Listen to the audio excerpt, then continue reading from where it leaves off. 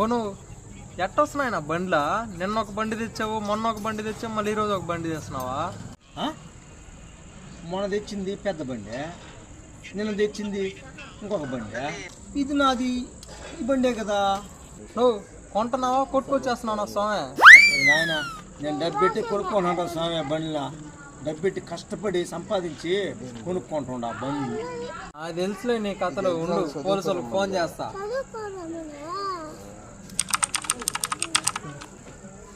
Hello police station. Hello police station. ధన్నవరా స్వామి, నీకు ధన్నవరా. నువ్వు బలి ఇచ్చేసేట్టున్నావా? ఎందుకని ఈ బండికి నాకు తెలవలేవా?